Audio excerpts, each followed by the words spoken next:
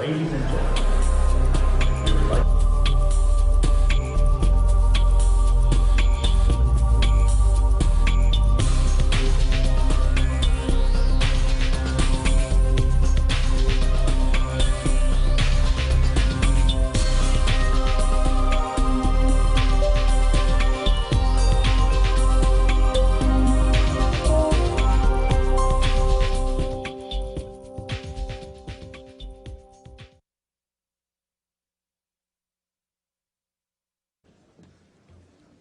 Good evening.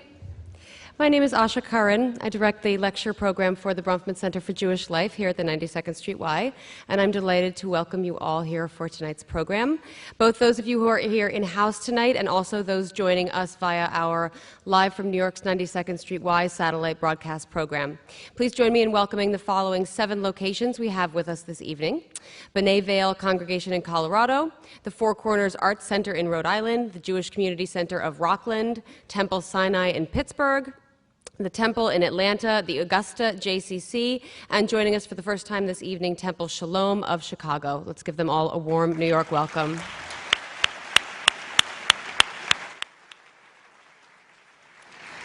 We will be collecting questions for our speakers from our remote locations via email and from our audience in-house tonight on index cards you were handed as you entered. If you have questions for our guests, please write them down as legibly as possible, please. Your question has a much better chance of getting on stage if I can read it.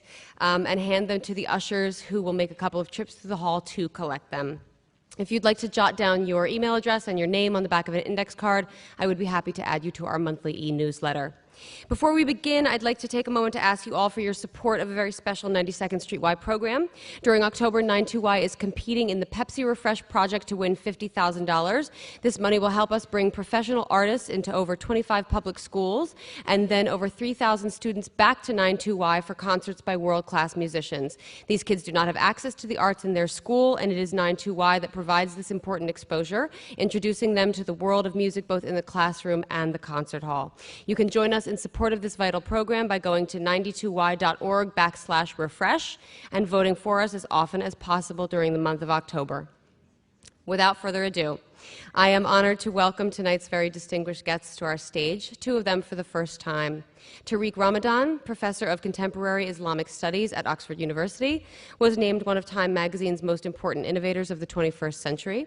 In 2004, Professor Ramadan was prevented from entering the U.S. by the Bush administration and was barred from the country until spring of 2010, when Secretary of State Clinton lifted the ban. He is president of the European think tank European Muslim Network, EMN, and author of In the Footsteps of the Prophet, and most recently, What I Believe. Christopher Hitchens is a columnist and literary critic at The Atlantic, Vanity Fair, and Slate. He is the author of numerous books, including Why Orwell Matters, Thomas Jefferson, Author of America, God is Not Great, The Portable Atheist, and most recently his memoir, Hitch 22. Our moderator tonight, Laurie Goodsteing, is the national religion correspondent for the New York Times. She has been covering religion for 17 years at the Times and the Washington Post, and has won the most prestigious awards in the field multiple times, including just last week winning Religion Writer of the Year from the Religion Newswriters Association. And I'm very glad that this event brings all of them here to the 92nd Street Y. Please join me in welcoming Tariq Ramadan, Christopher Hitchens, and Laurie Goodsteing.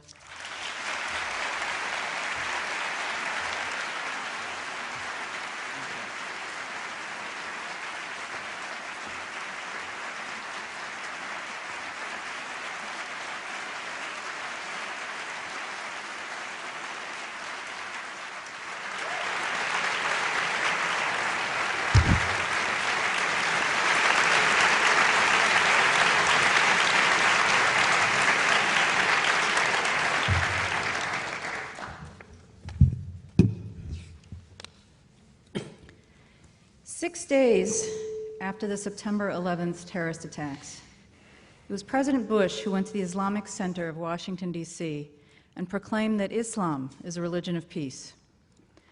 At the time, the remark was barely a cause for controversy. Instead, it was greeted by most as a call to civility, a note of sanity, a warning to fanatics who might consider taking revenge on some innocent Muslim women shopping for groceries in a headscarf. But now, 9 years later, President Bush is widely accused, in retrospect, of having succumbed to a momentary case of political correctness. Many people now believe that his Islam is peace remark was born either of ignorance or of expediency. It did not even take another successful act of terrorism to set off the season we just lived through, the endless summer of holy war. The instigation was a proposal to build the mosque at Ground Zero, or, if you prefer, the mosque at the old Burlington Coat Factory in the financial district. What ensued was nothing less than a referendum on Islam. My work means that I travel around the United States asking total strangers a lot of nosy questions about religion. I've found that this question, is Islam a religion of peace, more than any other, is now the one on people's minds. But let's acknowledge that to many, the question before us tonight is either absurd or offensive. To one camp, the question is absurd because the answer is patently obvious. Just look at the headlines, they say. If 9/11 is not convincing enough, what about the suicide bombers in Iraq, Afghanistan, Israel, Spain, Pakistan, and for God's sake, even a tourist retreat like Bali?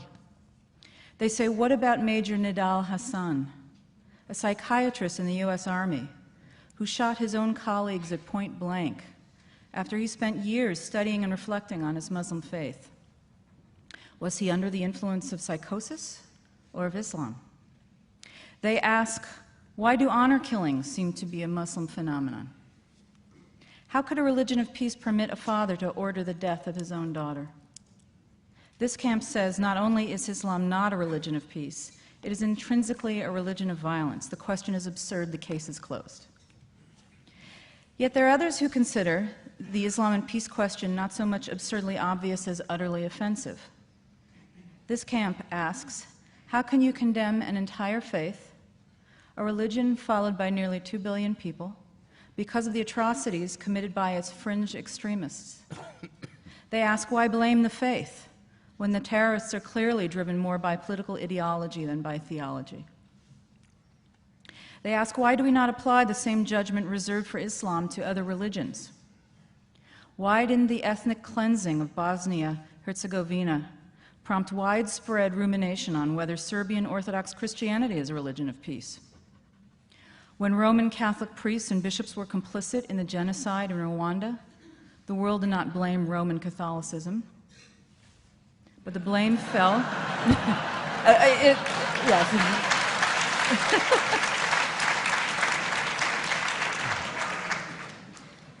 God is not great. But for most, except for your wide readership, the blame fell on a few rogue clerics. Why do we make such fine distinctions when it comes to religions, other religions, but not with Islam?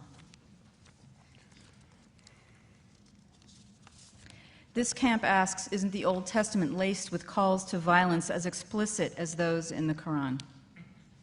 Why do we explain away the warlike verses in Deuteronomy and Leviticus as a product of their time and culture when we do not excuse the sword verses in the Quran?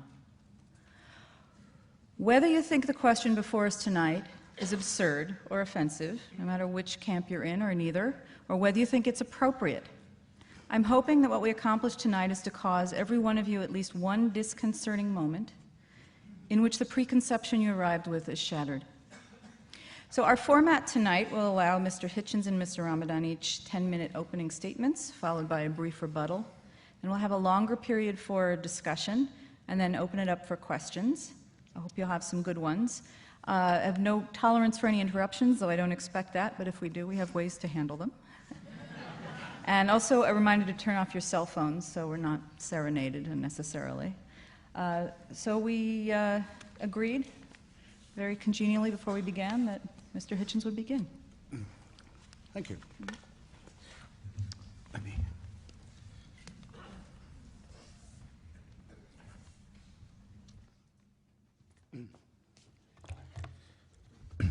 Assalamu alaikum. Shalom. Welcome back to the United States. Thank you, Laurie, for your introduction. Thank you very much, ladies and gentlemen, for coming. I have to be brief, so I'll be terse. Like a number of people who are students of religion, I've spent a lot of time lately, as you should if you have the opportunity, I recommend it very highly, with Professor Dermot McCulloch's History of Christianity. Marvelous work of scholarship and literature, written by a mainstream believer,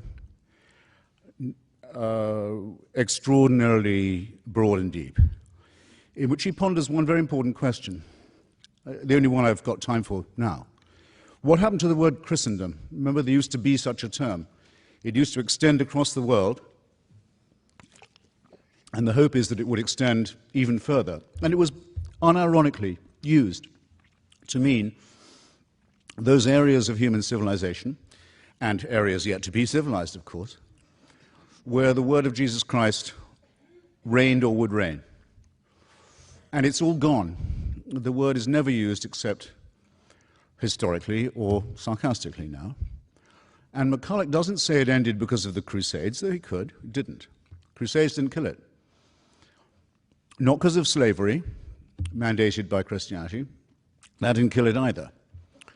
Nor the mass murder of colonial subjects in the yet-to-be Christianized world. That wasn't sufficient. It didn't really end, he said, till 1914, when all the Christian empires of the world, Austria-Hungary, Germany, France, Britain, France is a slight exception to this, but only a slight one, and Russia, all of them commanded by Christian emperors, and calling upon their subjects as Christians, went to war with each other and very nearly destroyed the whole human civilization, and certainly reduced it to a point where we can't guess where we might be if it hadn't been for this extraordinary outbreak of barbarism. And out of that came the terrors of fascism and of Stalinism, of which it was the seedbed as well. I mention this partly because I want to maintain that there's no such thing as a religion of peace by definition. And second, to point out, and that its best historian has to admit something that if I was a Christian would make me humiliated. But because there was another empire involved in that war, the Ottoman Empire, which also came to an end, its other name was the Caliphate, the Muslim Caliphate.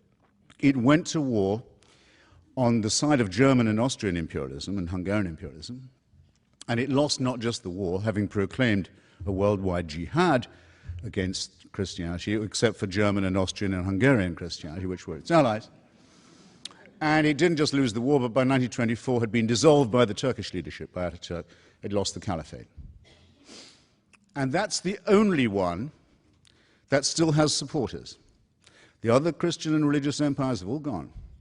But the Caliphate still has fans, not just in the Muslim world, sometimes referred to by Muslims as the Dar al-Islam, the House of Islam, but also in what some Muslims call the Dar al-Harb, the House of War, the part of the world that isn't yet Muslim. There are Caliphate clubs in London now and Berlin and elsewhere, quite important ones.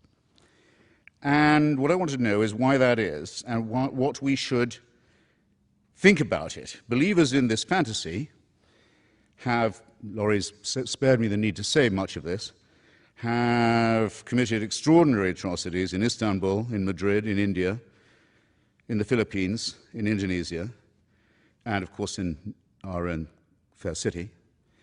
And the pretexts for it vary. They can be, the excuse for the mass murder can be that Australia has helped East Timor become independent from Indonesia.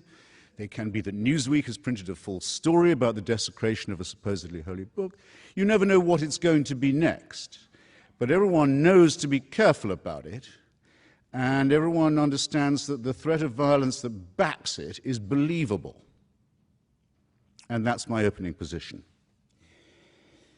Now, you will say, I can hear it already being said, you may be saying it already to yourselves because the defense mechanisms kick in. And in any case, Laurie already said it for you. And I hope Professor Ramadan won't feel the need to say it again, but if he does, fair enough. You may say, that's not the real Islam. Those aren't real Muslims. Now, isn't that a fascinating objection?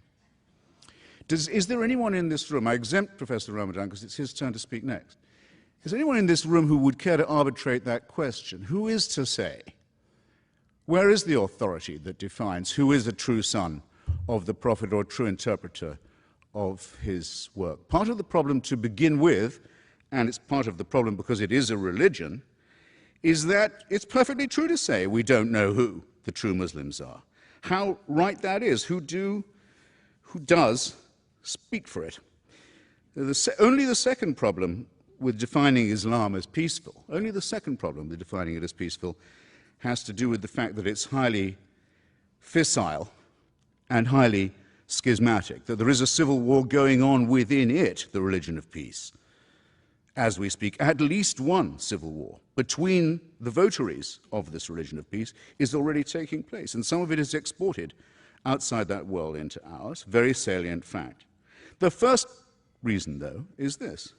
Islam makes very large claims for itself, very large claims indeed. It claims to be the last and final religion, the last and final revelation. When you see bumper stickers, everyone says you can't reduce major things to a bumper sticker. It's not my idea to have bumper stickers saying Islam is the solution. It's a well-known slogan, actually, of parties associated with the Muslim Brotherhood. They say Islam is the solution for everything. It takes care of all your life and the one to come. Sexuality, political economy, banking, diet, relations with other religions, everything. It's a total solution. What is creepy about the word total? I hope I don't have to tell an audience like this. It's the first 5 letters of the word totalitarian. It's absolute. It's absolute. It's all-inclusive. It's unanswerable. And oddly, for a religion that makes such large claims, notice another thing about Islam, it doesn't particularly like having these claims questioned or scrutinized. In other words, just as there is with all religions an inverse relationship between the claims they make and the evidence they can produce for them, you must have noticed that, with Islam, a younger religion, and perhaps therefore more in its first flush, there's an extraordinarily strong willingness to say that any challenge to its absolutist claims is by definition profane. And profanity and blasphemy can be the antecedent to very severe punishment, and often are, for Muslims and for non-Muslims. And this is not a road of peace, in my submission. Thus my first point completed. The claim to govern everything from hygiene to sex and the afterlife, which contains detailed prescriptions for the good and bad versions of itself, again strikes me as somewhat totalitarian, and they're both based upon two very, very questionable and not very peaceful concepts. One is the idea of a perfect human being, the Prophet Muhammad, and the other is the idea of a perfect book, the Quran, the recitation. Now, the category perfect human primate or mammal and the category flawless book that could possibly not use any kind of change, revision, or editing are categories that do not exist. There are no members of these categories. Therefore, any challenge to this faith is bound to lead to heresy and to schism, and does. And just as all forms of absolutism and totalitarianism, leader worship and revealed truth, unalterable text, always do, because they can break, perhaps, but they cannot bend. And thus the latent potential of violence between them, among them, as well as within them, is very great. And at any moment, someone is in danger of being accused of being an apostate or an unbeliever. This week, the Coptic Pope of Egypt, Pope Shenouda, who represents 10 million Egyptians, was hustled onto Egyptian TV. He's not asked on all that often. I don't think he was even asked on this time. I think he was told he'd better come on. Why is the leader of Egypt's huge Christian minority suddenly compelled to make a TV appearance? Because one of his bishops had said in an interview that he thought that some of the verses of the Quran showed signs of having been added later on and to have been later accretion. And Pope Shenouda was forced onto the television to say, It's not that that didn't happen, it's it couldn't have happened. It shouldn't even be discussed. So that it has to be claimed even by non-Muslim subjects of a Muslim state that there is, after all, because no Christian claims this about the Bible anymore, no Jew claims it about the Pentateuch. After all, yes, there is just one book that's completely word and letter perfect from the first time it was not even written down, but recited. Now, demands that you believe the impossible do not lead to peaceful outcomes. Nor do they lead to peaceful or tolerant regimes. And I'm not going to ask you which Muslim country you would like to live in. I don't know whether Professor Ramadan will tell us which one he would pick if he had to, because I don't have to ask you a question like that, because it's already in your mind. Can you wind up now? Yes, I can. I can, yes, and will. Shall, in fact. Sexual repression doesn't lead to peace. The idea that women are inferior to men is a profound cause of unease, let's say, the least of it. All religions make some form of this claim. Islam seems to make it less apologetically than most. Claims that the world will come to an end in an apocalyptic form, which will lead to the victory of one religion or another, are not peaceful either. It's possible, perhaps, I haven't exhausted all my remarks, that the endless teaching of battle stories to children and the stories of lethal feuds from 7th century Arabia don't lead to peace, or the forcing of children to memorize and retell such stories by rote doesn't lead to peace either. It's arguable that peace isn't attainable at all.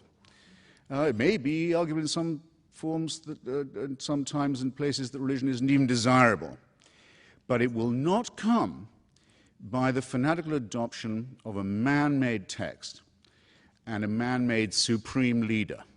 Nothing but war and tyranny has ever come from the adoption of formulae like these. The only way to moral and intellectual satisfaction, even temporary, perhaps only temporary, but of any kind at all, comes to those who are willing to take the great risk of thinking for themselves at all hazards and trying to share the benefits of that tolerance and that open-mindedness with others. And with that, for now, I'll rest my case. Thank you very much.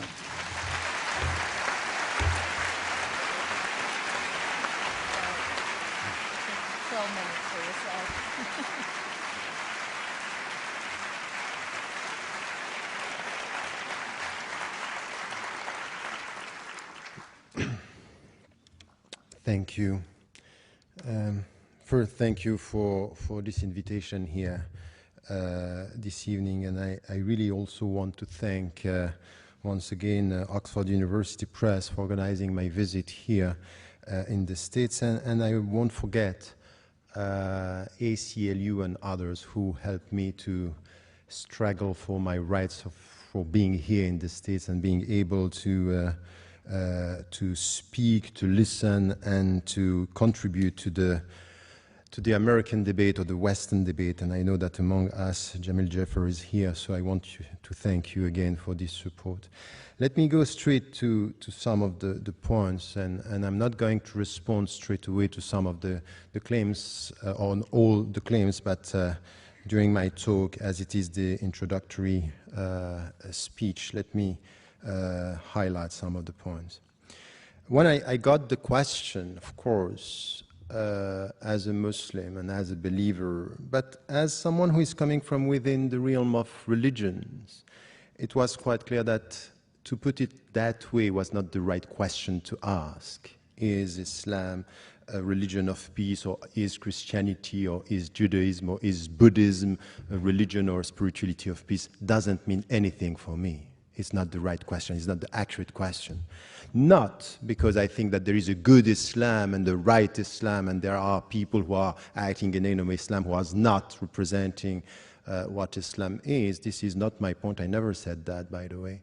But the point for me is really to try to deal with a phenomenon, with religion from within, and to try to understand the dynamics and to understand the trends and to understand the diversity. So just to essentialize one religion by saying it's all about war, it's all about peace, and even said by George W. Bush doesn't mean anything for me.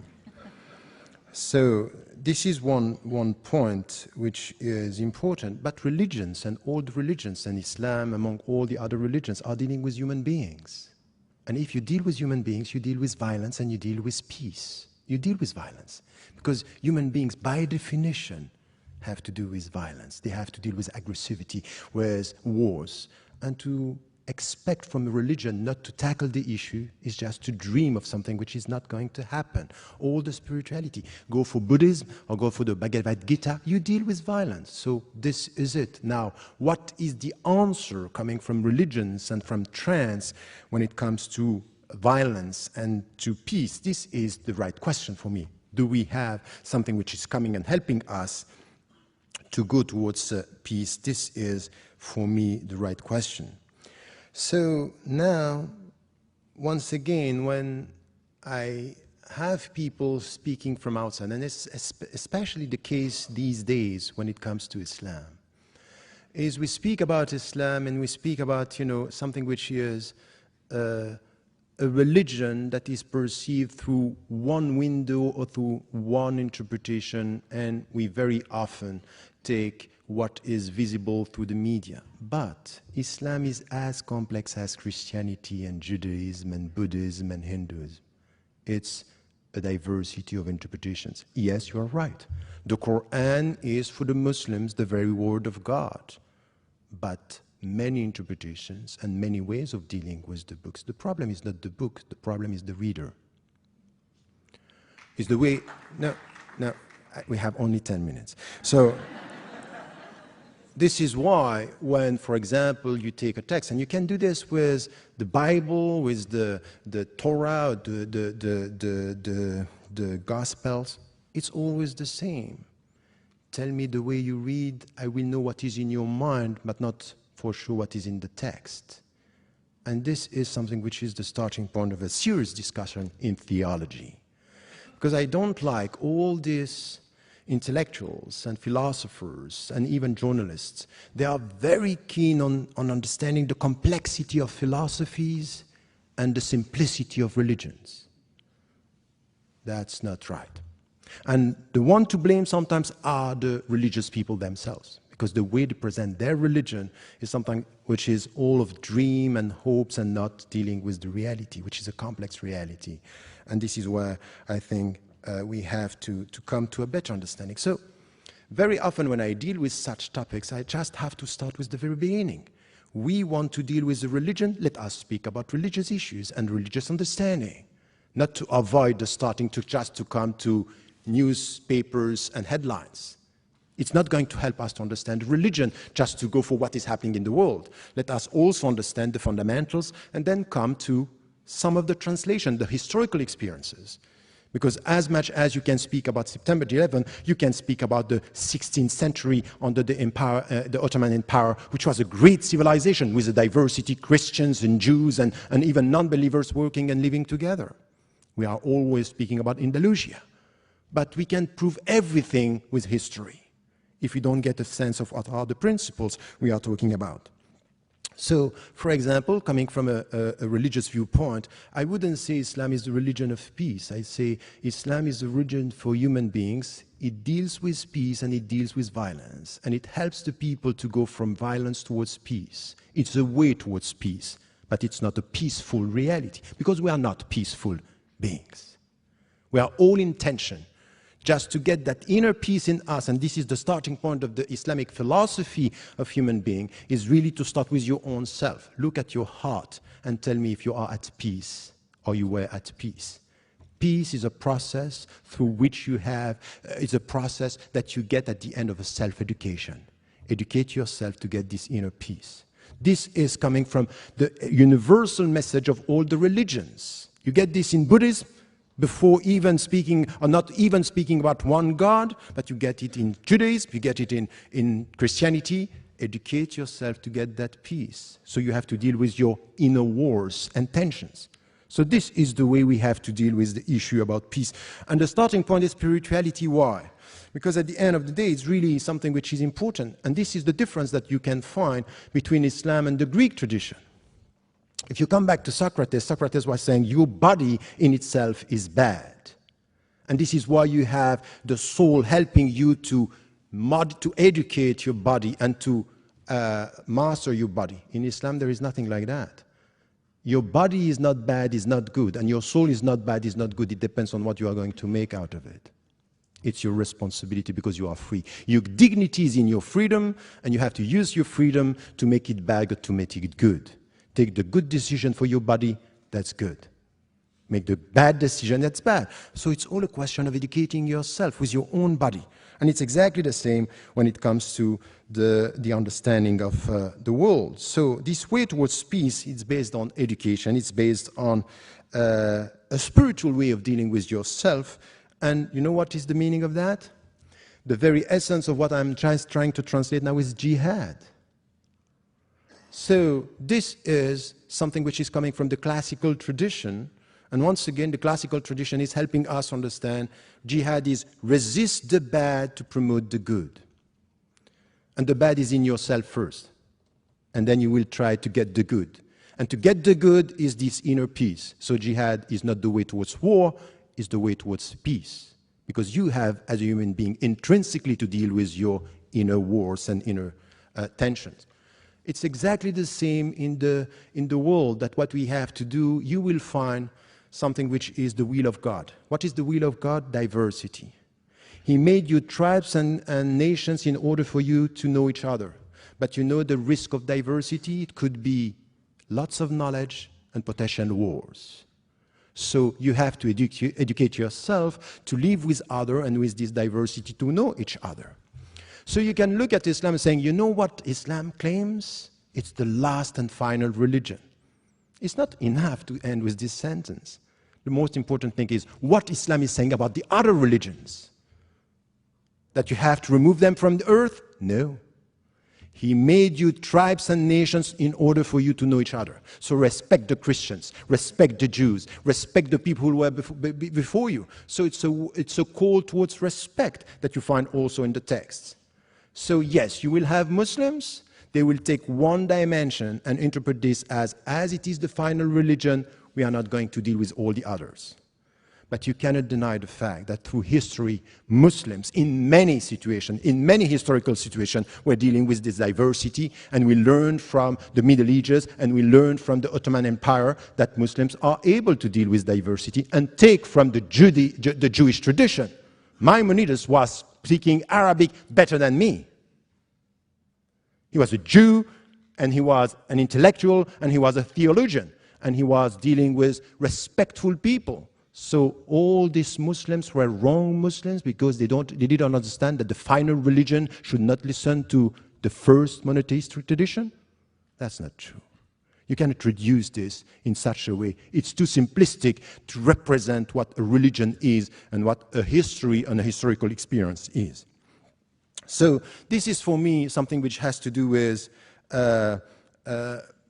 the diversity that we have, that it's rooted in the Islamic tradition as well, in the classical tradition that we find it. So when you deal with diversity, know that you need to promote, and it's out of your personal education, mutual knowledge, to get respect. But you also have to deal sometimes with oppressors and people who are going to try to take over, and you have to resist. And this resistance, in order to reform the world for the better, is the very meaning of jihad. Now, once again, I will never deny the fact that some Muslims, some theologians, in history and now, are using some of the verses in a way which is, for me, unacceptable. And you know, I go even further than that. Just after September 11, when I was invited by Time, I came here and I was asked about this. I said, you know what, it's not only not good and not Islamic, it's anti-Islamic what they are doing. It's against my religion. It's against the principles. So I'm not saying this is the good religion and this is bad. I acknowledge the fact that they are interpreting the text in a way, but what I'm saying from where I am, from within my tradition, is this is anti-Islamic. This is not the right way to deal with the text. So you cannot reduce this into something which is, oh, the only right Muslims are the Muslims who are acting the way I believe Islam is, meaning bad. I think it's not fair. It's not a discussion that we can have. So let me come to my conclusion here. At the end of the day, if you go through the text and you understand the philosophy of this way towards peace, dealing with your own wars and inner tensions and the tensions within the society, you will find interpretations within Islam that are promoting something which has to do with peace without avoiding violence, because we all have to deal with our violence. This is something which is important, and in history you will find the examples for this and for that. So don't rely on history. With history you prove whatever you want. But at the end of the day, this is exactly the case for all the philosophies. All the people who are promoting human rights, we all have to do something which is out of humility to check our people. Because with the best means, you can promote the bad or the worst attitude. In the name of human rights, we want to kill people. In the name of human rights, we can promote and support the war in Iraq and Afghanistan, where so many innocent people have been killed. And I said it from the very beginning, never forget that the blood of an Afghani or Iraqi innocent man or woman is as valuable as the blood of an American innocent man and woman. No discussion about this. So the best ideology in the name of human rights, in the name of democracy, could be used by people to promote the worst. So let us be humble, instead of criticizing one religion and one ideology, to know that in our universe of reference, you will find people using our texts, our values, sometimes for the good and sometimes for the bad, sometimes for peace and sometimes for war, sometimes for dignity and sometimes for money, sometimes for protecting freedom and sometimes for geostrategic interests. It's not right to essentialize by saying, oh, all the wars on human rights, for human rights, or all these philosophies are right or wrong, or promoting a philosophy or a religion of violence. I think that these kind of conclusions are very dangerous, because they don't give us the opportunity to find in any single religion, in any single philosophy, people of goodwill. These are the people who can talk to each other, understand each other, and make it possible to live in diversity and in mutual respect. Thank you.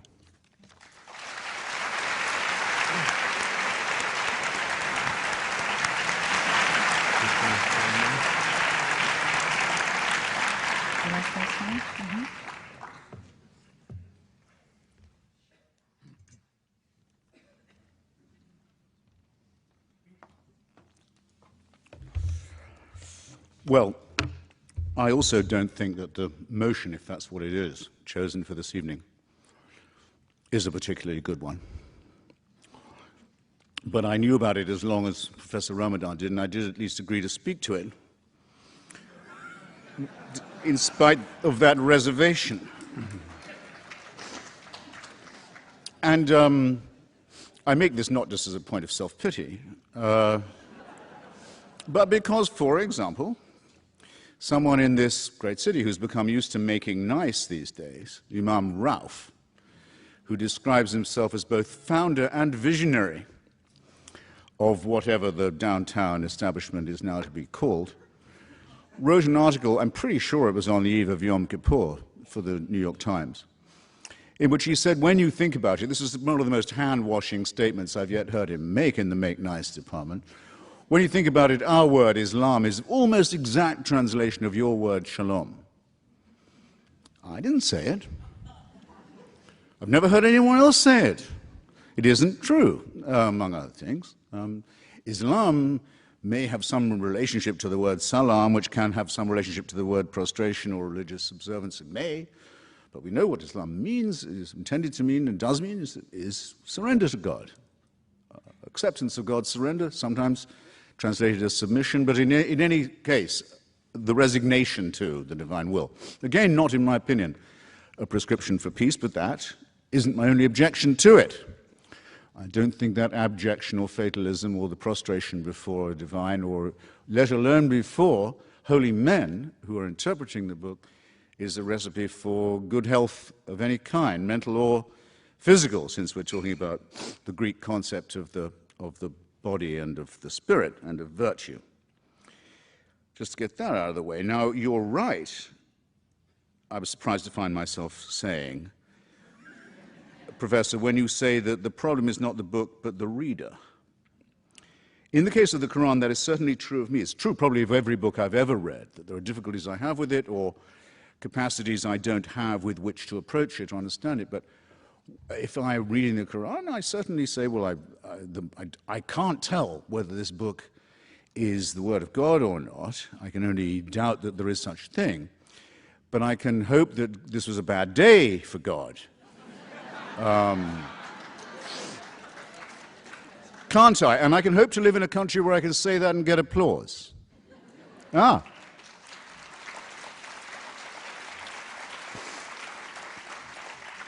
Yes, and even mirth. And don't think that it isn't a precious thing, and don't think it's being compromised. I'm coming to that. I don't like the idea of a paradise reward for martyrs. Don't like it. It's not me somehow. Don't like the account. Don't like the early accounts of village squabbles with the local Jews who've taken a look at the new claimant to be the Messiah and decided about him what they decided about the previous claimant. He's no good. He's not up to snuff. Do you think the Jews are ever going to be forgiven for that, by the way? For rejecting 2 in a row? I don't think so. And I don't see why they should hope for forgiveness either. And still I'm allowed to stand here and say this, and there are many parts of Europe I couldn't do that anymore, or I'd have to be very careful in who I'd invited for the audience. I couldn't do it easily on the air, couldn't do it easily in print, couldn't do it easily in public, couldn't do it on certain campuses, couldn't do it with certain publishing houses. Now, all of this has been done to us by the wrong Muslims. Well, let's get together then, isolate who these wrong Muslims are, who've imposed a culture of violence-backed censorship upon us, and let's get rid of them and have an honest discussion about the text and the reader. And I think the ball is in your court, Professor, on that. Just to stay with my own profession, the thing I know best. Not one major media outlet, print or broadcast, has yet shown you what the Danish cartoons actually look like. Yale University Press, which commissioned a book on them which was to include the cartoons, as how could it not, eventually panicked. Yale University Press panicked and published the book without the cartoons over the objections of its author. Everybody knows what I'm talking about. The President of the United States and the head of the Joint Chiefs a few days ago were so pulverized with fear that they had to address personally in pleading tones a Christian nutbag in Florida who might have been or might not have been about to commit a minor act of blasphemy. Is this the culture that Islam wants us to have in relation to it? One of, if you like, preemptive submission, preemptive cowering, backed by the fear of force? Because that is not multiculturalism.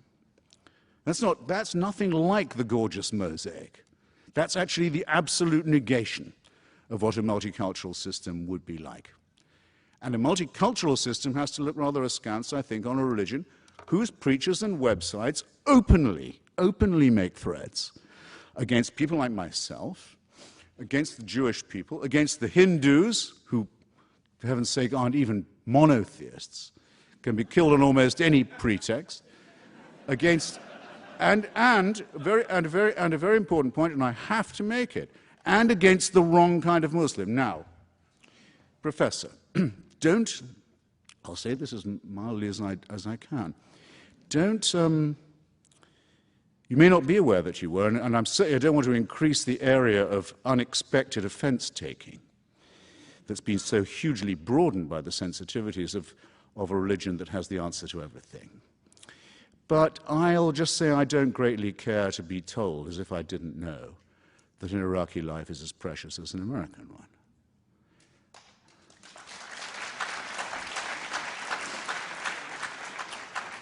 And as someone who's visited Iraq quite a lot, had the occasion to think about it a good deal, I wonder if you could mention anything the United States has done in Iraq that is remotely as criminal as sadistic and as violent as the blowing up of the Mosque of the Golden Dome in Samarra.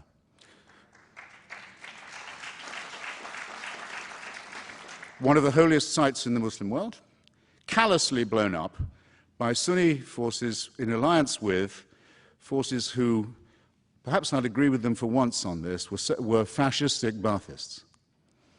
Probably they got the weapons and the high explosive from them. That makes it worse, surely.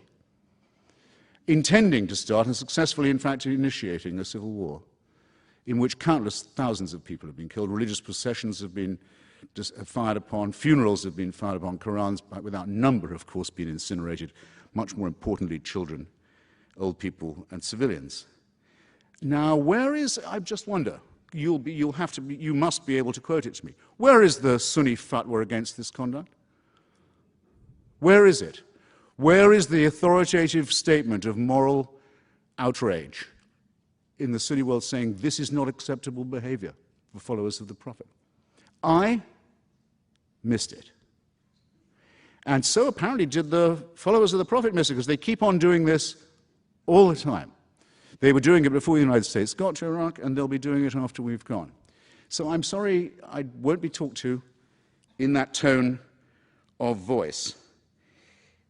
And I want to know, I repeat my question, who has the authority to issue fatwas?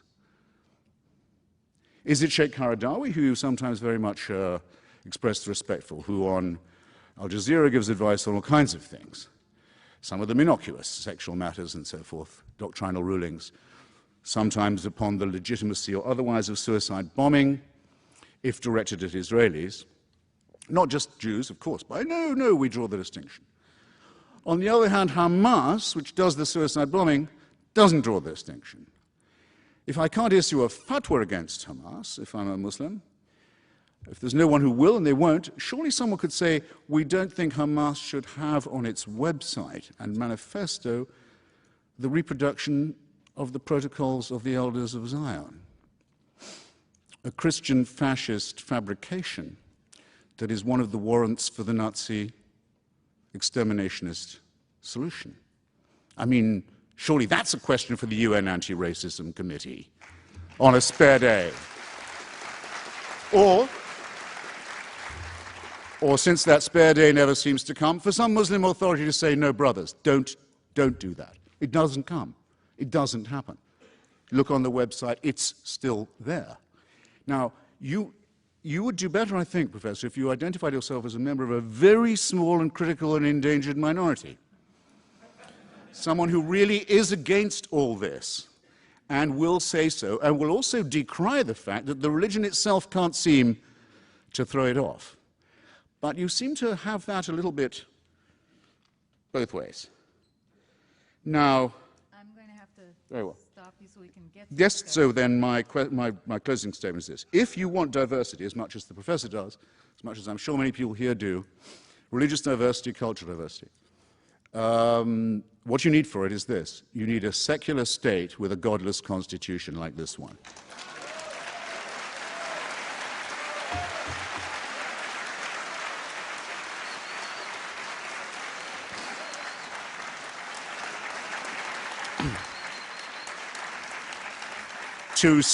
To speak as you did of the Ottoman Empire as a place where there were not just Muslims but Christians and Jews is either not to know yourself or to expect others to have forgotten or not to know what it meant to be a non-Muslim under the Caliphate or under any similar theocratic Muslim authority to this day. No, what we need, secularism is the only guarantee of religious freedom, and yours and that of every other Muslim we will defend.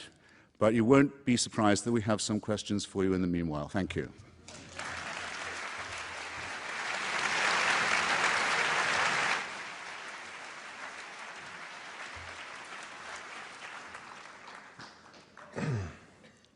Okay.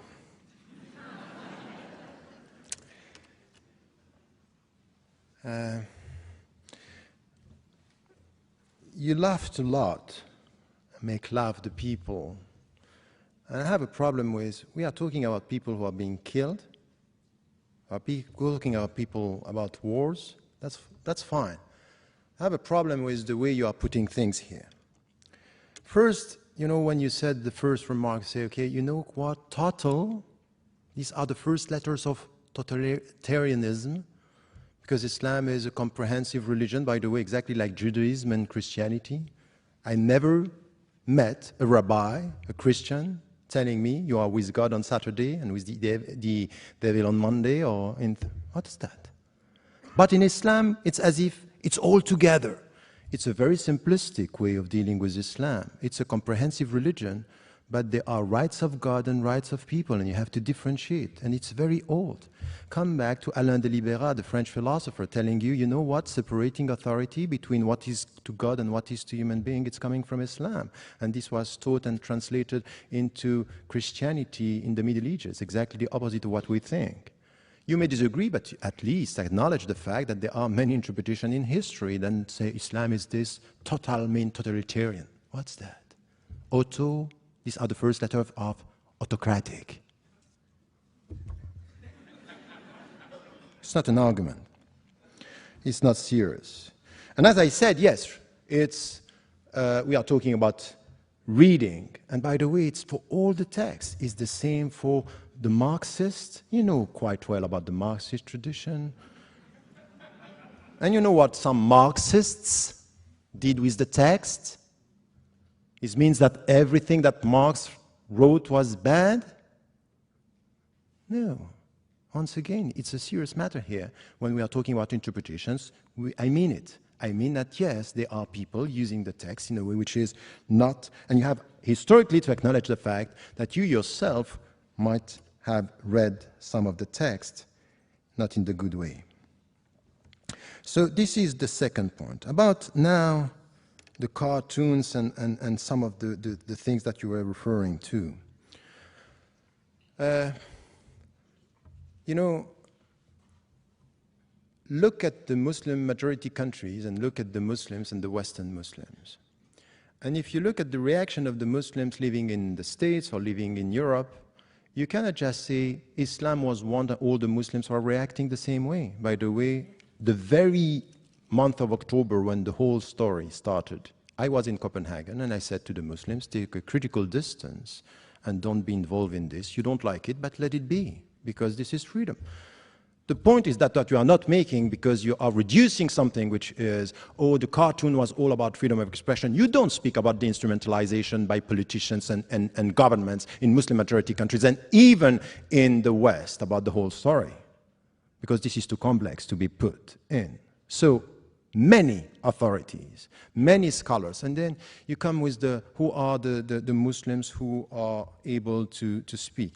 If you read some of the things that I'm doing or writing, you would say that, yes, I acknowledge the fact that there is a crisis of authority in Islam. But please, don't tell me today that you didn't hear the Muslim voices around the world criticizing and saying this is unacceptable to kill the people in the streets in New York, and the condemnation was widespread by the scholars. If you don't hear, of course, there's, you know, not less than 12 councils of Muslim scholars around the world, from Amman to Istanbul to Paris, Dublin, were condemning this. It's as if they don't speak. Because at the end, when the people are calling to kill for killing, they are heard. But when people are condemning what is done in the name of the religion, it's as if they don't speak. It doesn't make the headlines. But I'm telling you that some scholars did it and said it, and I was one of them.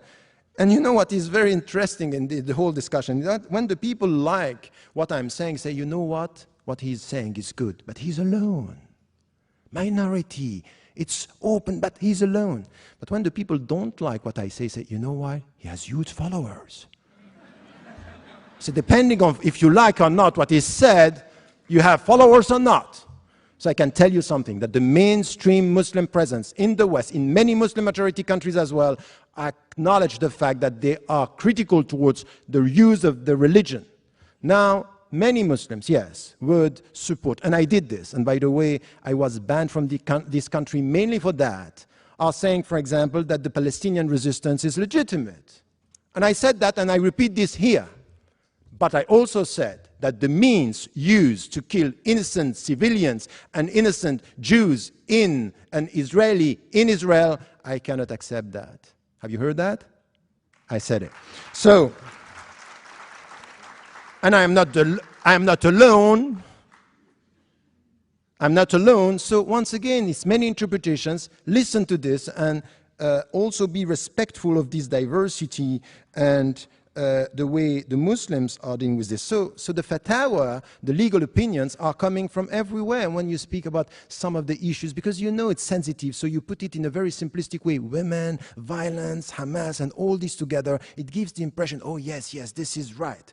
But you don't give the people all the interpretation, everything which is done in every one of these fields, coming from the Islamic tradition and scholars of today, trying to improve the status of women, trying to condemn violence and to promote justice and peace. You also have to deal with this. At the end, you may have a problem with religion much more than with Islam. And to tell me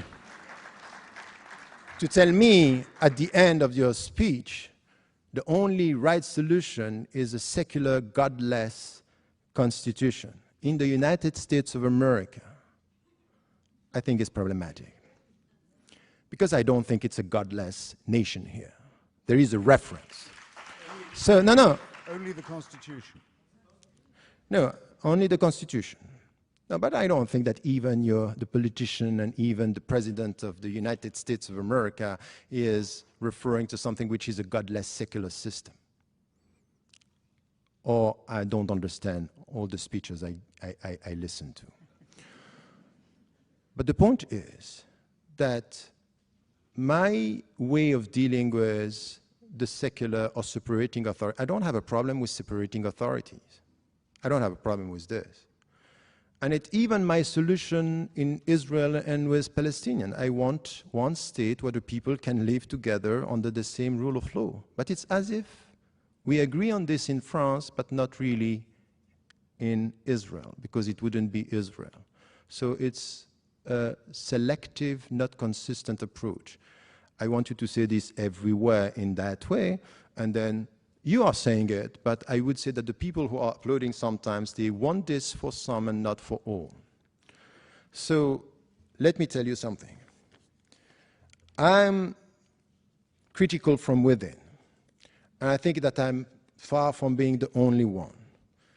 And from within the Islamic tradition, listen to also, for example, the Western Muslims, who the way they were dealing with the September 11th. The way they were dealing with the cartoon crisis, the way they were dealing with fitna. Many of them were saying, no, don't be involved. In the United States of America, how the Muslims reacted to all this controversy on the mosque here in New York, or in burning the Quran Day. Listen, were they all violent? Or have you heard some voices of reason and peace in this country? I think if you are honest, you heard these voices of peace, of people referring to their religion and saying, we are Americans and what we want for this country is a peaceful, proactive existence and coexistence. I think that this is also coming from their ethics, their values, and you have to value this as being the future. So to dream of something which is a godless future, I think it's a wrong dream. But to be able to deal with all this diversity and to listen to the voices, instead of rejecting an entity as something which is bad per se, let us look at the people who from within are trying to do good with what they are and what they believe in. I think that this is the way forward for all of us, and this is the way I would put it for the future.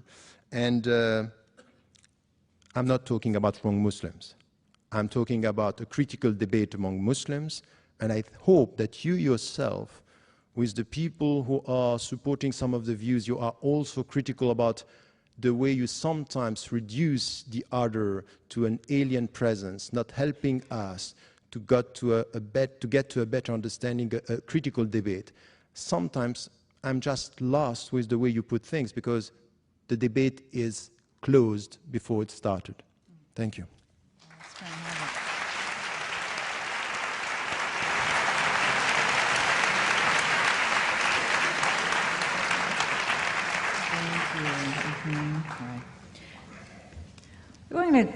try to get to the core of some of what you raised, and then get to some questions.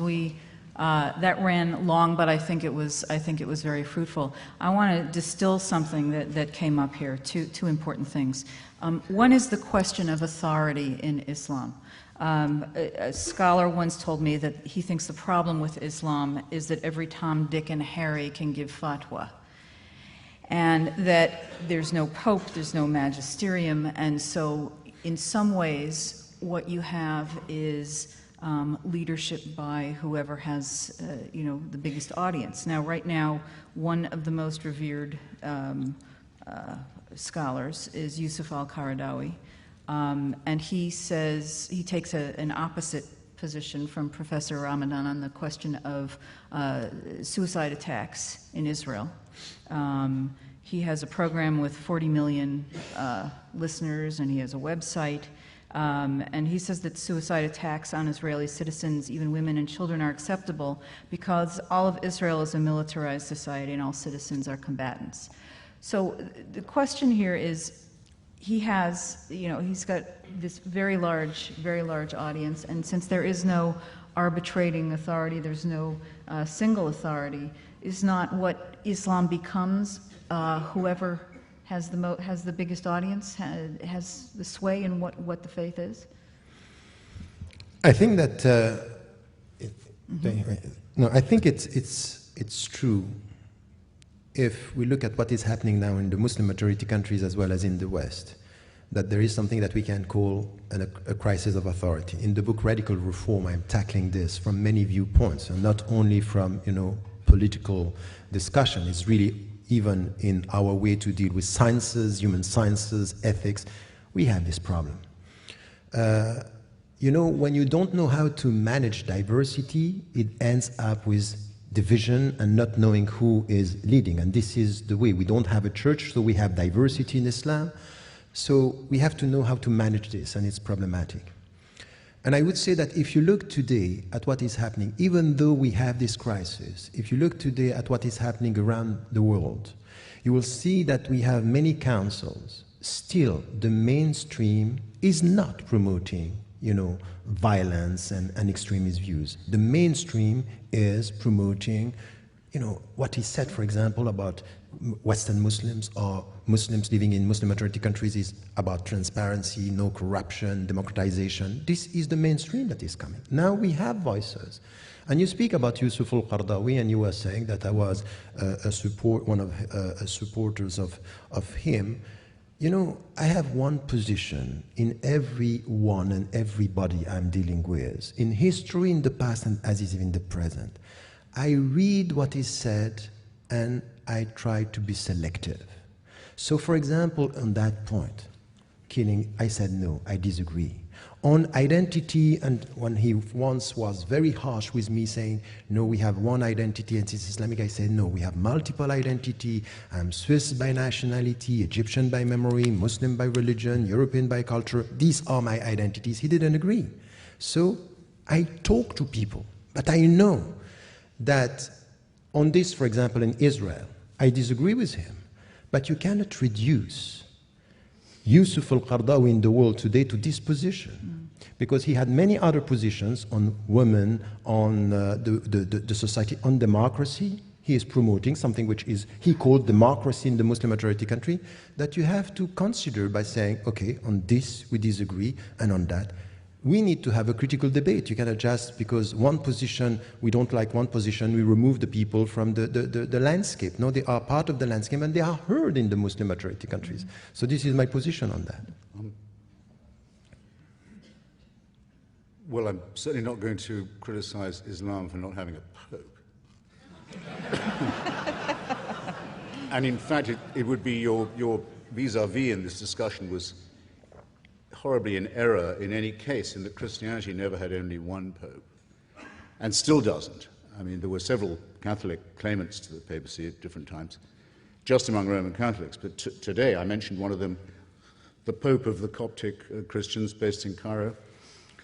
The Eastern Orthodox don't call their leader the Pope, they call him the Patriarch, but the Christian world is full of Pope types, usually anathematizing one another. The Pope is just the word that innocent Americans use for the man who claims to be the leader of the Roman Catholics. So I don't think it's possible, in fact, to have a moral authority within religion, because I think the two things are so sharply divorced. But this doesn't lead to just chaos, because, and it certainly doesn't lead to the dictatorship of minorities or extremists. I'll give you two examples quickly. In the case of the moral blackmail of Denmark that was backed up by a physical threat to destroy its economy and burn out its embassies across the world, a well-coordinated attack of sabotage against a small European democracy. The organizing group was a thing called the OIC, the Organization of the Islamic Congress. Groups all the Muslim countries in the world. It's an increasingly powerful lobby at the United Nations, hopes to pass an international resolution forbidding all criticism of religion, all forms of blasphemy and profanity. Every ambassador of those countries in Copenhagen went to Mr. Rasmussen, the Prime Minister of Denmark, and told him, under the threat of violence, he should change his law so as to allow him to determine what went into the Danish newspapers. And when he said he couldn't do that, things got a lot worse. Now, that's the ambassador of Egypt, and the ambassador of Turkey, and the ambassador of Algeria, important countries, in the case of Egypt, containing an enormous Christian population, coming to you as if they spoke for a religion. Either this claim is true or it is not. It's self-evidently not true, but it is certainly made. Let's be in any doubt about it, and let's have any doubt that it means to extend its influence over the people who are sitting in this hall.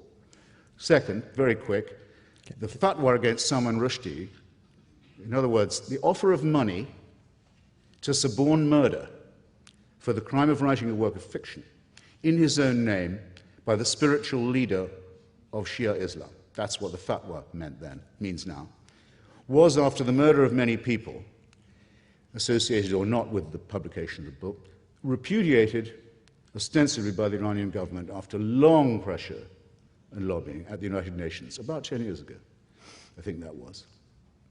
But I've been since then, I've had the pleasure of going to Friday prayers at Tehran University, twice, to hear the sermon. And on both occasions there were banners and slogans saying that the Imam's holy sentence against Salman Rushdie will never die. It hasn't died with the Imam. Khomeini's death warrant will always be carried out. Not, I think, a very good use of the premises of a university. I can't speak for whether it's a good occasion for Friday prayers or not. Well, it brings me to a second point. You see, there's something shady involved here. Some people say that Islam and Islamists give themselves permission to lie to non-believers. Sounds like the sort of vulgar, paranoid thing that an Islamophobe would go around saying, doesn't it?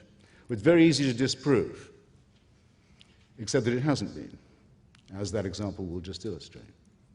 And these are not minor threats. These are threats to the very core of what we believe is the essential thing for a society, which is the ability to ask questions, to read the books we choose, to pursue unfettered investigations. And these are flatly negated by the claims of a religion that says it is the answer to everything. Can I respond to this? Yes. Because really, I think that no, Is the taqiyya question? no. The taqiyya question is no. The point is, on the cartoon issue, the way you are translating things is problematic. Let me just come to some of the facts here very quickly. The first thing is that it happened in October that the cartoon were published. Between October till January, nothing happened. And I met the Muslim organizations in Denmark, and I told them, and many were of the opinion, don't react. The ambassadors of Muslim majority countries and Arab countries mainly asked the Prime Minister to meet with them. He refused. And my position that he made a mistake here, because he should have met them, telling them, I have no say in this. It has to do with freedom of media. This is not of my business. He didn't do this. They took it as humiliation. They went back. They bought the tickets. No, but look. Easily. No, let me finish, because we will come to the point here. They went back and they bought the ticket of a group of Muslims, among them Muslim leaders in Denmark, to go to Muslim majority countries to just present what was done. Tell me, Egypt is ruled by Islam? Is it Islam which is used there? Mubarak is a secular president, isn't it? Syria is a Muslim leader or is a secular state? All the main societies where the government used this, because you know what happened, is it's easier to use the people to tell them against the West you can demonstrate, but not against the government, which is an autocratic government. So it's not religion, it's political instrumentalization of popular emotions against the West just to make it a religious issue. You cannot just avoid talking about political instrumentalization of countries where there is no democracy. And these countries are not Islamist countries, they are secular, autocratic countries. On your third point, I can't possibly disagree with you. Of course, there's a great deal of opportunism and demagogy, and I'm certain hypocrisy as well. And in fact, I will say that I've heard you and seen you saying that before, and I agree. I don't think I would classify a country that hauls the Christian leader of its minority onto the TV to say, no, it's not possible, there could have been any exactly the same political instrumentalization. No, to give you a trivial example. No, I would not. Nor would I describe the Alawite regime. It's an Alawite sectarian regime, not a secular one, that is funded by Tehran and is the funder of the murder gang Hezbollah as secular either. No, don't insult me. Not that it really hurts me that much. I don't feel humiliated or anything.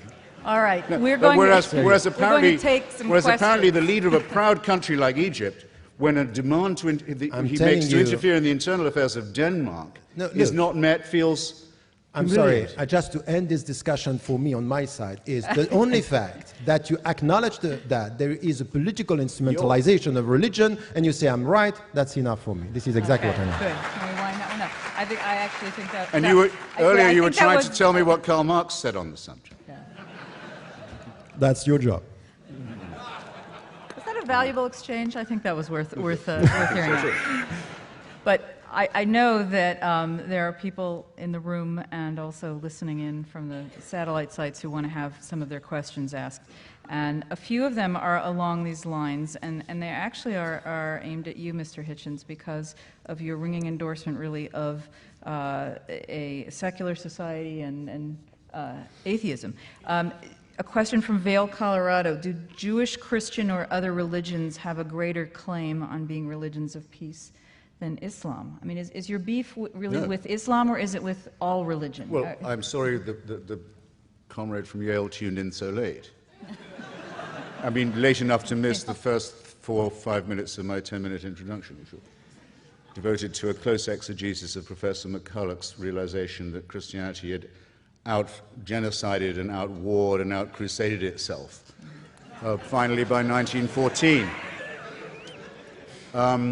If you care to pick up, I think you might be able to, and I'll sign it if you will, pick it up. My book, God is Not Great, you will find a discussion of the warrants for slavery, murder, genocide, and land theft that occur in the books of Moses, and that are an ineffaceable offense to any civilized person, and the reason why so many Jews are secular, at least one of the reasons.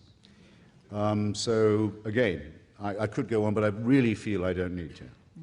Okay. A corollary question, maybe it's just something funny. Would atheism be a non-religion of peace?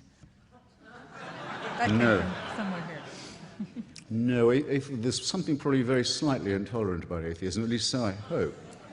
I might just say, though, because I really think Professor Ramadan misunderstood me. When I say the American Constitution is godless, I was quoting the title of a famous study of it by Professor Israel Kramnik. What I mean by that is to say, the US Constitution only mentions religion and God in its preambles when it means to say the ways in which they must be kept out of the public square. That happens to be a fact about our Constitution and the reason why we still have it. Otherwise, the Republic would have been destroyed long before. And that its First Amendment says that religion can be no business of the government, a statement no Muslim society could begin to make. Thank you.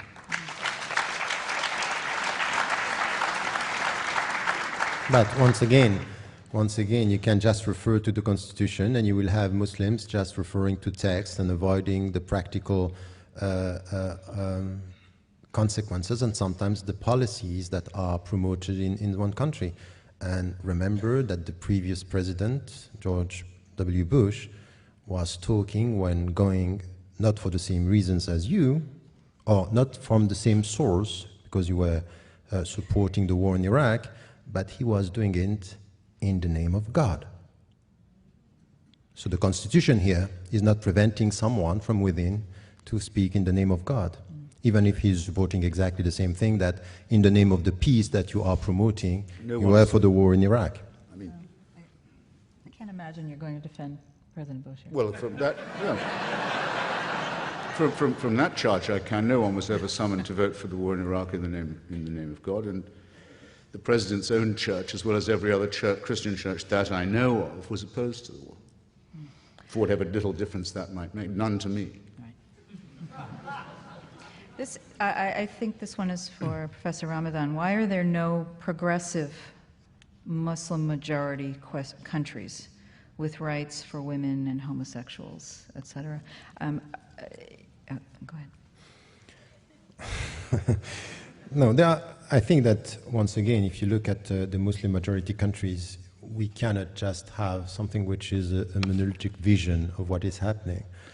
What is happening now in Muslim majority countries is really, before just looking at some dimensions of, the rights of women within, or the rights of homosexuals, for example, is really to look at the situation in the whole society and the way it's progressing.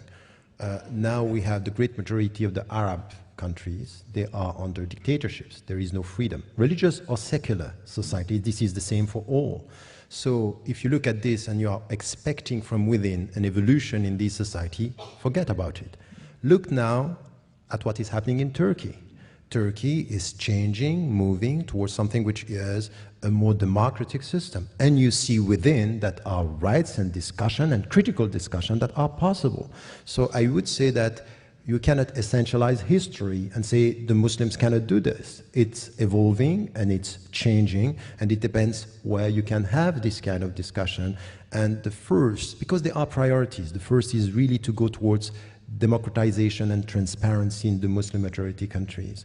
And if you go to Indonesia, even though we are far from a perfect system, you have much more discussion in Indonesia today about the principles, the critical reading of the text than you have in Arab countries. So I would say it's evolving, there is no status quo, and now what is also interesting is look at what the Western Muslims living in democratic system, when they can express themselves, when they are enjoying freedom and they are not under the political pressure, what they are producing as the Islamic contemporary thought. It's moving. We are talking about citizenship. We are promoting women's rights. We are promoting the rights of the people to live and to be respected without discrimination. So look at the different historical setting and you can see that it's moving and it's changing, and there are new answers for new challenges coming from Muslims. Are you saying Turkey is moving in a progressive direction as it becomes more Islamist? Is that what you're saying? That's quite interesting, the way you translate what I said. Yeah.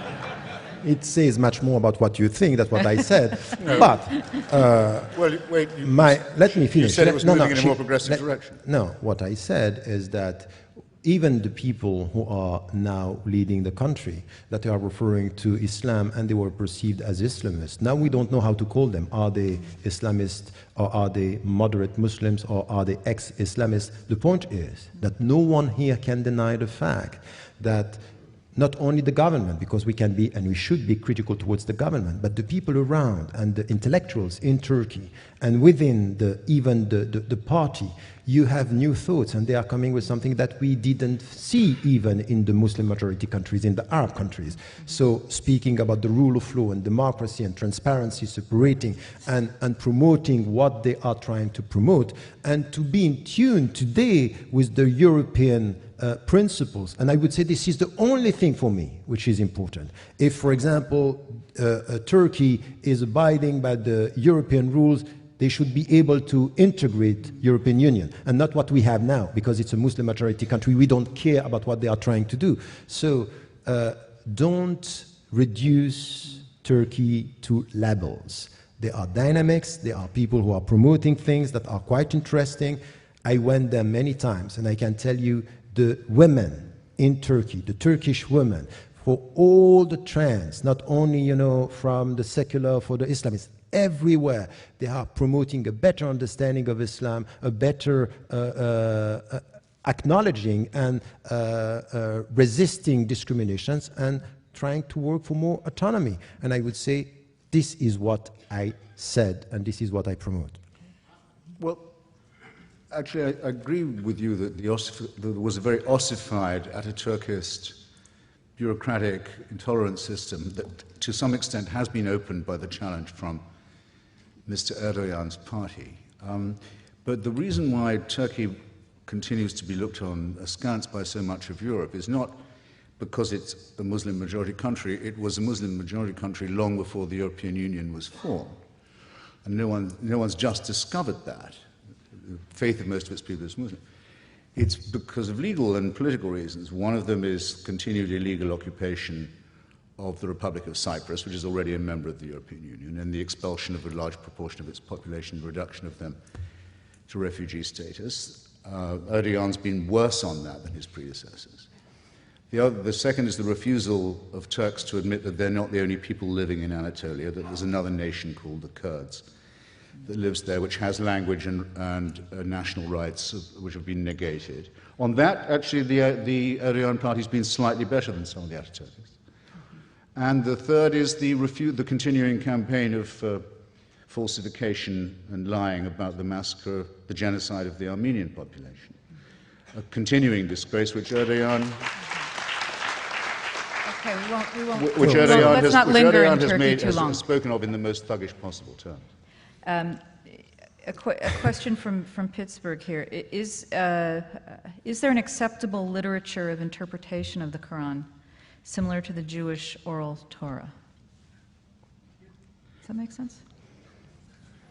Yes, of course. You know, if you come back to the classical Islamic tradition in what we call fiqh, law and jurisprudence, and ethics, and you know, we have a huge classical tradition. The problem very often is that the Muslims themselves, they neglect and ignore their own tradition, but also the people who are coming to Islam, they are just driven by headlines, and they are simplifying the reality of, you know, you can get a PhD in the States or anywhere in the West without having one notion of what is called Islamic philosophy. While the Islamic philosophers, the philosopher referring to Islam as much as Maimonides and so many, we only know Averroes because he's very close to us. But the fact that we refer only to him is just showing us how much we ignore about the others. Do you know that Descartes, who came with the rationality and doubt, himself read the thesis of Abu Hamid al-Ghazali, who was talking about doubt, and doubt as a sense of getting certitude and knowledge. Neglected, not known. And I think that the Islamic tradition is full of that. We have to reconcile ourselves with our past in order to come with a diversity of new visions for the future. And I think that this is missing for all of us. I would say that this neglectfulness towards history and tradition is a problem within the Muslim universe of reference as much as it is for Christianity and Judaism and all the other great philosophies and religions. We have a few questions here. I don't think we can avoid this tonight about Sharia. It's become a kind of an assumption among many Americans now that what Muslims are really after is the imposition of Sharia in every society in which they live, even Muslim minority countries. And there's not a lot understood about Sharia, but what is known is that crimes such as adultery, blasphemy, apostasy, and homosexuality are punishable by the death penalty. And to Westernize, this seems like a whole legal system that's a violation of human rights. So what is the intention with Sharia, especially for Muslims living in the West? Is the idea that eventually we get there and we all live under Sharia law?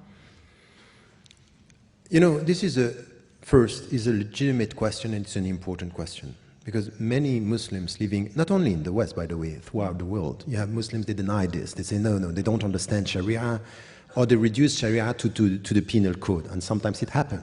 But Sharia is not the penal code, and still with this, that it's not only the penal code, we really have a problem with the understanding of Sharia by Muslims, and the way it has to be understood in our time. And once again, many interpretations here. You have some Muslims, and you cannot deny this. Their perception of Sharia, it starts with the punishment, and then it goes towards social justice. Because you punish, you go to... And this is, for me, once again, problematic, and I'm critical of this, but I cannot deny the fact that you have a tiny minority of Muslim scholars, they think like that. In Nigeria, in Saudi Arabia, in Egypt, everywhere. You have another understanding of Sharia, which is we start with social justice, and then the punishment is part of the whole process. And my position, I wrote many times on that, for example, in Western Muslims and the Future of Islam, the understanding of Sharia is the way towards faithfulness, in which way we are faithful to some of our principles. So it's not a closed system. Muhammad Abdu in the 19th century, when he was studying, he was under the British colonization, and we don't want this colonization, we want them out of our country. But the parliamentarian system is the best for us as Muslims. It doesn't contradict our system. And he was of the opinion that the democratic system is not opposed to Islam. So you have trends saying this. My position on this is that Sharia is the way towards faithfulness, it's the way towards justice, it's the way towards mutual respect and living together. So this is why, for example, when I read the American Constitution or any European Constitution today, and it is said all the citizens, men and women, black or white, should be treated equally by law, this is my Sharia. I'm not going to change this. So the point for me is when the principles are respected, and the principles of justice is something which are not two systems that are opposed, they are principles that are common, that we can live together. So this is where, from an Islamic viewpoint, from within the Muslim communities in the West, you will see that the mainstream position coming from all the Muslim organizations in the West is we abide by the law of the country, we are loyal to our country, and we act as active and responsible citizens within the country. And the only thing that we can say today is look at the facts and the figures and not only the perceptions, because I was shocked at what I got as an image. I didn't think that this could happen in the States, what we had with the community center in New York by people saying Islamization of America. I saw this in Europe. I thought it was impossible to have it here. And then it came here, meaning that the people are scared, there is a great deal of mistrust. These people are silently colonizing us. So this is where the Muslims, and this is why your question is important, should come and say, look, we are American citizens, we abide by the law, we respect the Constitution, we want to be treated equally, mutual respect and equal rights, no discrimination for any religion or no religion at all. This is the way it should be.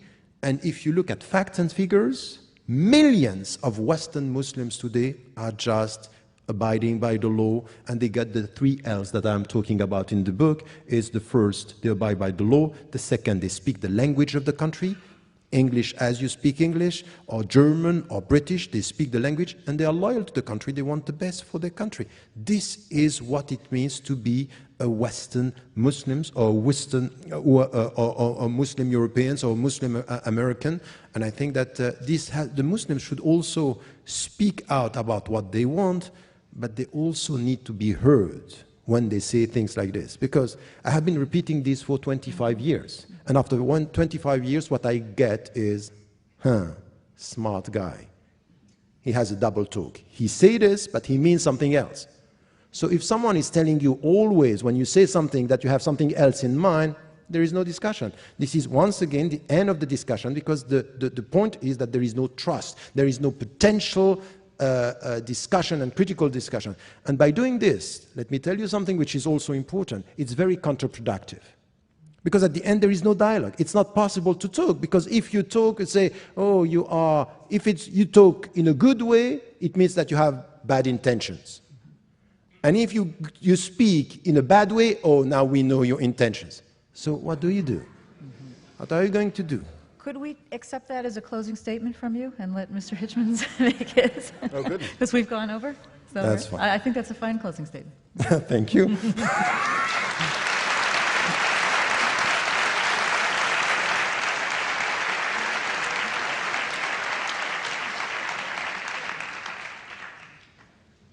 Do I get the same question? I don't mind.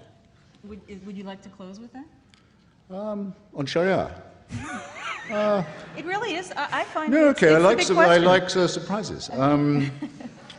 Well, Sharia just means law. I mean, all people who say Sharia law are making an elementary mistake, and of course it's not the case that every thief has their hand lopped off in Muslim society, or every adulterer gets stoned, and so on.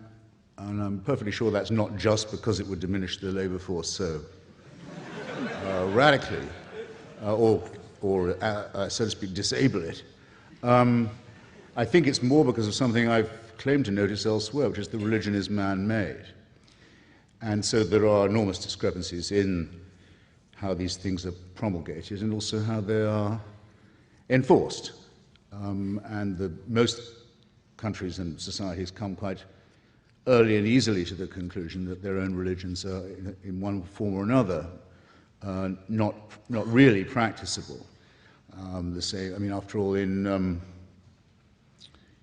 in Saudi Arabia, a woman can't even drive a car, whereas in Iran she can vote, not for much, but she can, as much as a man can, let's say. Her vote can be stolen and degraded as much as her husband's or her brother. There's an infinite variation. I don't know. I can't shake what I saw once on the BBC from someone whose career in London I followed. I don't know if you know him. You wouldn't like him. A guy called Anjum Chowdhury. He's a very well-known noisemaker around London, complaining about secularism, Judaism, all this kind of thing. And he'd been in trouble with the law a few times, and was interviewed on the BBC, went on about how nothing would change until the green flag of Islam was flying over Downing Street and Buckingham Palace and so forth. And was asked, I thought quite mildly by the BBC interviewer, said, well, if this is the way you feel about Sharia and about total Islamic rule, wouldn't you feel happier moving to a country where they already had it? And which is, a polite question, but a rather cheap one. But still. What didn't prepare me for the answer? Chowdhury looked straight at the guy and straight into camera and said, what makes you think this is your country? I thought it was a very good question. Now, why do you feel, I think I know partly why you feel, why do you feel it's necessary to affirm that? And of course a Muslim should learn the language, should obey the laws, should observe the customs and so on. Most immigrants don't feel they, so to speak, absolutely have to say that. The answer, I suspect, is that it's embarrassing to notice that in places like as far apart as Sweden and as Spain, there are groups of people who say their countries should be part of the caliphate and that that's why they've come here. And if it wasn't for those people, you wouldn't be in this position. So it seems to me that in order to be consistent, you should fear them and dislike them, find them morally and intellectually repulsive, at least as much as, if not more, than I do. And I don't say that you don't, but I do think that is the urgent priority. On the lady's question about where would be the best country to live if you were a Muslim and wanting to be a member of a sexual or gender minority, or I think she said a female or a homosexual. So hard to confuse. Actually, the easiest place for you to live in that case would probably be, I was thinking about it while Professor Ramadan was talking, would probably be, this will be my closing statement, would almost certainly be either Bosnia-Herzegovina or Kosovo. Culturally Muslim, democratic, open societies in southern and Balkan Europe that were saved from obliteration by the power of the United States, which has never had a word of thanks for what it did in that region.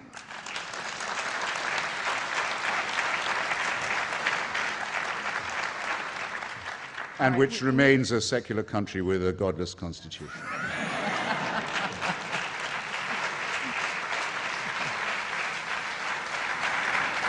That's a note on which we can end. Which is the last best hope of humanity. Thank you. All right. Thank you both. I hope it's been an enlightening evening.